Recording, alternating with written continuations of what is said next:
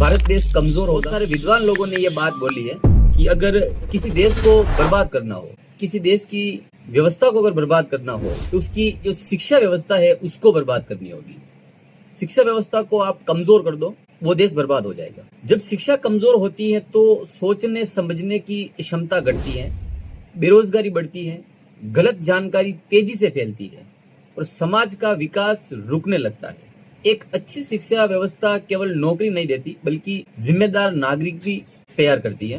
दोस्तों, दुनिया के जो विकसित देश है अपनी शिक्षा पर सबसे ज्यादा ध्यान देते हैं। किसी भी राष्ट्र की असली ताकत उसकी सेना या उसकी इमारतें नहीं होती है, बल्कि उसकी शिक्षा, शिक्षित जागरूक व्यक्ति और जिम्मेदार नागरिक होते हैं। जिस देश के अंदर अगर पढ़े लिखे लोग नहीं होंगे, शिक्षित लोग नहीं होंगे, तो सरकार को एक बेनिफिट होगा कि गलत जानकारी पैदा करो, गलत जानकारी लोगों को दो।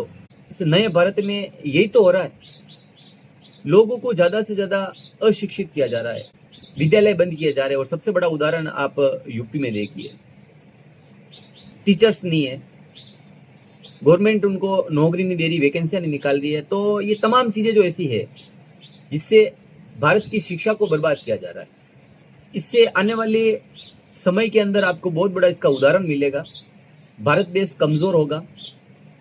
भारत देश के अंदर कोई टेक्नीशियन, टेक्नोलॉजी कभी नहीं होगी, क्योंकि लोग शिक्षित नहीं है, शिक्षित होंगे ही नहीं। अगर गवर्नमेंट नहीं चाहेगी, उसकी व्यवस्था को अगर बर्बाद कर देगी तो आज आप अन्य देशों को देखिए, अमेरिका, इटली, जापान, फ्रांस, चीन, वो देश सबसे ज्यादा जो टिके हुए वो विज्ञान पर टिके हुए हैं, शिक्षा पर टिके हुए हैं। इसलिए आज वो देश बहुत बड़े पैमाने पर वो विकसित है। भारत की वो हाल व्यवस्था नहीं है। हमें सोचना होगा कि हमारी सरकारें हमें कहाँ लेकर जा रही है, हमारा देश कहाँ जा रहा है। बड़ा दुख होता है कि हमारे देश के अंदर ऐसे नेता आ गए, इस देश को बर्बाद करना चाहते हैं। हम सबको मिलकर आवाज उठानी होगी। अगर मेरी ये जानकारी अगर आपको अच्छी लगे तो आप वीडियो को लाइक से सब्सक्राइब जरूर करिएगा। धन्यवाद।